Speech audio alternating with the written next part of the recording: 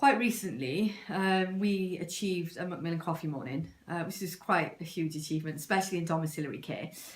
We got all of our carers, we have 54 carers here, and we've got them all to bake cakes or buy cakes.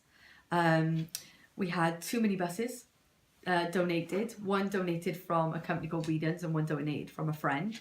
We had M&S prepare us food for the service users, and we had all of the carers on their days off, and carers who wasn't on their days off but they had an hour break come to this centre that was paid for by the Senate to celebrate Macmillan Coffee Morning. Not just to celebrate Macmillan Coffee Morning, we did raise quite a bit of money that day. However, it was about bringing the community together.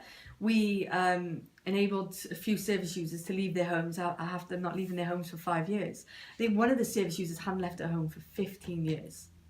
So we brought everybody together, we brought the community together. I think we managed to get about 35, 40 service users there. We picked them all up, we dropped them all home, you know, we made them cake, we made them tea, we packed their bags, the carers got them all ready in the morning. Yeah, it's something that generally you can't achieve that with domiciliary care. There's so many regulations, there's so many risk assessments you need to put in place. And, you know, the carers go in, they spend their time that they're allocated with the service users, and then they leave. And they may go back for lunch and they may go back for tea, however they leave.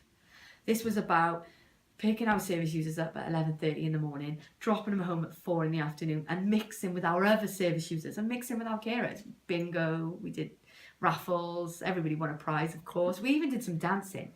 So yeah, that's probably my biggest achievement in care to date. The carers benefited a lot from that because they got to see their service users in a community whereby they could sit with them and they could spend more than half an hour, and they don't have to prepare lunch or administer medication. They could sit with them for hours and play games and have chats and really get to know their service users, because it wasn't about time and task that day. It was about making a difference. So the carers benefited. Not only did the carers benefit from that, but they made the cakes. So they put all of their effort into that. Then they came in on their days off to help clean and help make the place look pretty, you know. I think they had a lot of achievement from that. They felt worthy. They felt like the company brought them in on something, and we wouldn't have been able to do it without them.